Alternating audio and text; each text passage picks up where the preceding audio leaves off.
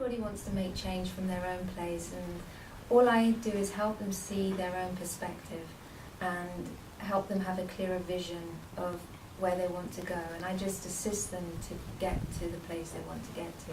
Even though I was kind of in this rut, it was a comfortable rut. It was, even though it was uncomfortable, it was comfortable because it was what I knew. As a practitioner of hypnosis, you have to be courageous. As a practitioner, you have to have an element of being able to say, I can help somebody, I can be a part of their journey. Something kind of weirdly spiritual and energetic and sexual but calm, and I don't know, she's a very bizarre mixed bag of energies that you kind of get all at once. I see that anything is possible. If there are blocks in your way, for instance, if there's been a difficult past, some relationships that maybe play on your mind, or anything that has been difficult for you in some way and there's a block, I would also always say just see a practitioner. After, like every day you feel differently, like it was a process.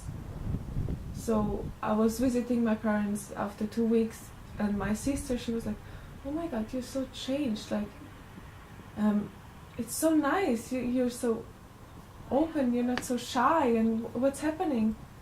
And is it because you're living now in London, or what is it? And I told her about the hypnotherapy, and she was like, oh my god, why did you do that?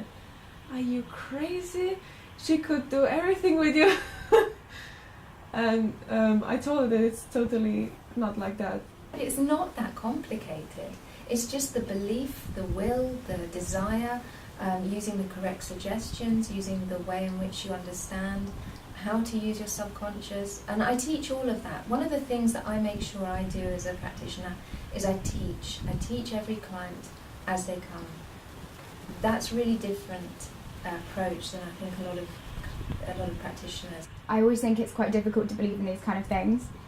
I mean, if you think about it now, it's a really bizarre concept, but if you've had it happen to you, then you can believe it. See, skepticism is across the board in some ways, and then it's lovely to be surprised after. She's extremely sensitive. She's extremely intuitive, so she gets through all the nonsense and all the stories that you tell in order to get to the nub of the problem. So you don't compare her to other hypnotherapists. She's not comparable. She's just superior in many, many ways. She's just much better than anybody I've met. That's not for the film, that's just the fact. Every time you would come to a hypnotherapist, you're looking at really solving the issue. We're not just talking about the issue, especially not from the conscious mind. The analytical mind is the part which knows where everything's going wrong. So I don't really talk a lot to the analytical mind with a client. It's not that important to me to know the story, too much of the story. I was aware of what was going on and I could hear her voice. I wouldn't say I was completely out or completely asleep. I was aware and I could hear her, but I just felt completely relaxed. And sometimes I would drift away, my thoughts would drift away and I wouldn't necessarily hear every single word. But I knew what was going on and I knew that I was completely safe, and yeah.